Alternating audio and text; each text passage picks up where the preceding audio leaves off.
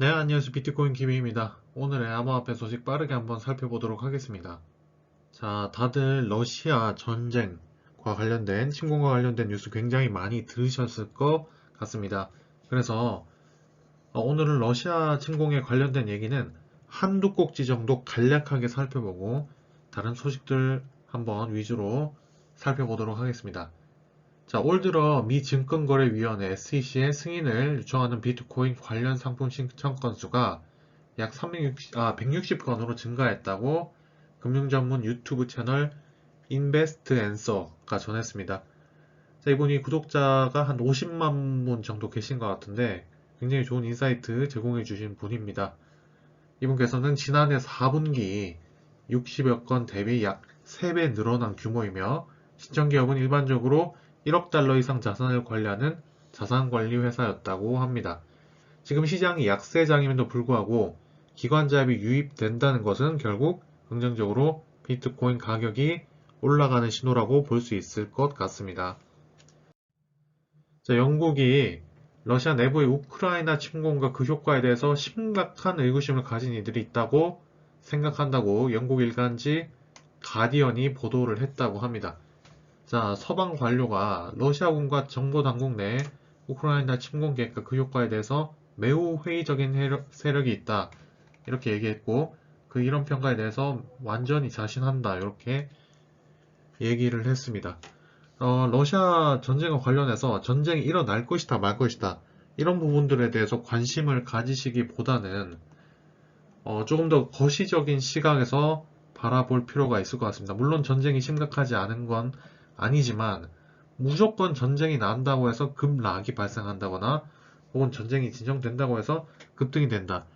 이렇게 바라보시지 마시고 항상 암호화폐는 우리가 생각했던 것보다 많이 떨어지고 우리 생각했던 것보다 많이 올라가고 그리고 항상 뒤통수를 쳐왔던 그리고 우리가 미처 대응하기 전에 이렇게 움직임을 좀 급박하게 보여주는 성격을 갖고 있기 때문에 좀 다른 요소와 함께 무조건 전쟁이 날 것이나 말 것이나 그것을 내가 어떻게든 빨리 알아서 결정을 내려야겠다.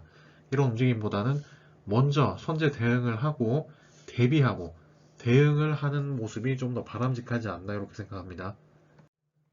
자, 그리고 다른 하나의 역사적인 지표인데요. 이게 1990년대부터 현대까지의 전쟁 이후와 이런 자산시장 간의 상관관계를 보여준 모습입니다. 베트남, 걸프 전쟁, 그리고 아프간 전쟁, 이라크 전쟁, 이런 것들이 거의 다 이제 아프가니스탄 전쟁을 제외하면 거의 대부분의 상황에서 전쟁이 이렇게 시작되고 급락을 보여주지만 결국에는 다시 급등한 모습을 보여줬다라는 점이 있습니다. 자, 무조건 과거가 이렇기 때문에 미래도 그럴 것이다 이렇게 보시지 말고 나름의 자신의 근거를 가져야겠지만 결국엔 이런 모습 보여줬다는 거죠. 그리고 우리가 2020년 초에 어떻습니까? 코로나가 터지고 나서 모든 경제가 이렇게 좀 안 좋은 모습을 보여주고 최악의 상황까지 생각을 했죠. 그리고 2008년도 어땠습니까? 나스닥이 굉장히 급락을 하고 뭐 정말 모든 세계 경제가 무너질 것 같은 그런 모습을 보여줬지만 결국은 다시 회복을 하죠. 그래서 이런 기회에 오히려 기회라고 생각하시고 들어가는 분들도 분명히 있다라는 겁니다. 자, 그런 점들 한번 상기하시고 투자에 있어서 좀 참고를 해주시면 좋을 것 같습니다.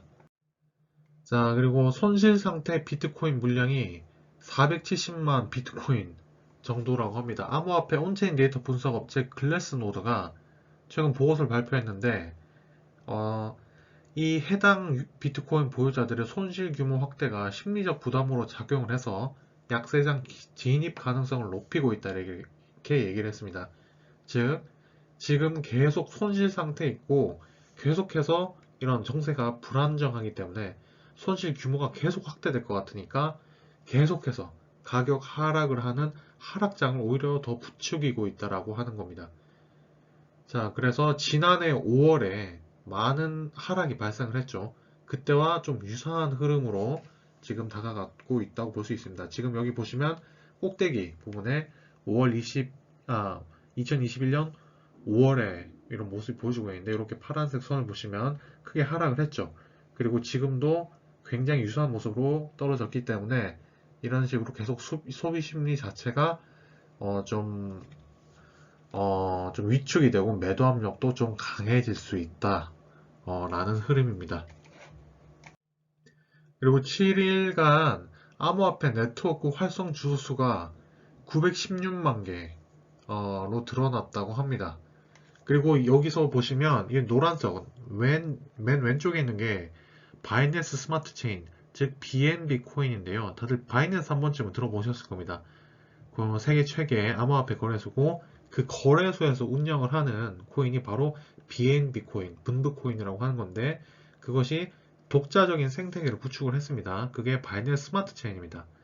그리고 이 바이낸스 스마트 체인의 생태계 확장이 특히 작년에 굉장히 거셌고 좀 이더리움보다 저렴한 수수료와 빠른 속도 때문에 많은 주목을 받아온 것이 사실입니다. 그리고 최근에는 이렇게 많은 이용자까지 보유를 하고 있습니다. 지금 보시면 이더리움조차 뛰어넘은 모습이죠. 그리고 좀 주목해 볼 만한 것은 이 폴리곤과 아발란체 프로젝트입니다. 아발란체는 지금 하락장에서 다른 좀 레이어 1 솔루션인 솔라나보다 좀 하락폭이 좀 더딘 모습을 보여줬죠. 아발란체가 특히 작년 말에 원화로는 10만 원대 이상으로 올라오면서 좀 급격하게 성장한 모습을 보여줬는데 그 이후에도 좀 가격 방어에 성공을 하는 모습을 보여주면서 좀 최근 트렌드에 맞는 레이어 1으로서 기대를 많이 받고 있습니다. 자, 그렇기 때문에 지금 하락장이 끝나고 만약 상승장으로 접어들 경우에 특히 아발란체의 어떤 돌풍이 좀 많이 보여줄 수 있지 않을까 이렇게 생각을 합니다. 자, 국내 소식인데 LG전자가 암호화폐 자산 매매 및 중개업 사업을 사업 목적에 추가했다고 합니다. 즉 신사업으로 추진한다 이건데요. 블록체인 기반 소프트웨어의 개발 및 판매, 암호화 자산의 매매 및 중개업 등을 사업 목적에 추가를 하는 변경 승인안을 결의한다고 밝혔다고 합니다. 자, LG전자가 작년에 특히 블록체인 기술 전문 인력을 굉장히 많이 뽑았고 NFT 그리고 블록체인 관련 기술 산업에 대한 지속적인 관심을 많이 드러냈는데 가전업계에선 유일하게 2020년에는 이제 분산원장 플랫폼 헤드라 해시그래프의 운영위원회에 참여를 해서 블록체인 기술을 연구를 많이 했었죠. 자, 특히 이제 카카오라든지 그쪽에서 파생되는 그 업비트 거래소 그리고 이외에도 빗썸 이런 곳에서 굉장히 많은 수익과 좋은 모습을 많이 보여주고 있기 때문에 좀 LG가 특히 2010년대 말부터 이 소프트 파워 쪽에 힘을 많이 실는다고 얘기를 들었는데 이제 블록체인 산업의 대기업 중에서는 좀 상당히 빠른 속도로 뛰어들게 되면 조금 더 시장 전체에 긍정적인 방향으로 적용을 할 것 같습니다. 자, 그리고 최근 사실 주목받는 게 원자재 가격과 그리고 금의 상승입니다. 오늘도 아침 보니까 금 가격이 좀 많이 올랐던데 이렇게 불안적인 장세에는 금의 가격이 많이 오르게 됩니다. 그렇다라는 거는 사실 비트코인이 어떻게 주목을 받죠? 디지털 금이다. 인플레이션 해치 수단이다. 투자자산 해치 수단이다. 이런 얘기를 많이 들었는데 이 전통적인 해치 자산인 금과 비교를 했을 때 그러한 공식이 이번 하락장에 적용되는 모습을 증명하는 것을 실패했다. 이렇게 볼 수가 있습니다. 지금 보시는 그래프는 금과 그리고 비트코인 가격을 대비한 수준인데 이것은 2021년 중반 이후 가장 낮은 수준으로 떨어졌다고 합니다.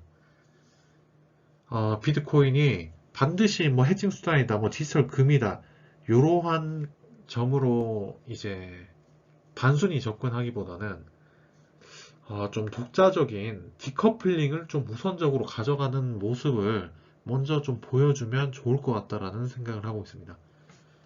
아, 그리고 이제 어제 다루었던 것처럼 좀 올바르고 모든 사람들이 납득할 만한 기관들이 들어올 수 있는 그런 규제가 먼저 갖추어지는 게 선행 과제라고 생각합니다. 자, 뉴스시에 따르면 LG전자가 블록체인과 암호화 자산 관련 사업을 요거 아까 얘기했던 내용이 죄송합니다.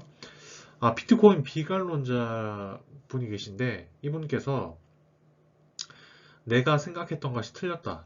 암호화폐는 사실 필요하다. 그리고 예전에 내가 그 암호화폐, 이 주창자들이 얘기하는 것들을 다 틀리다고 했는데 그분들이 결국 옳았고, 이런 비트코인의 펀더멘탈적인 필요성이 이 서방의 어떤 그 자유주의와 시장 경제에 긍정적인 영향을 끼칠 것이다.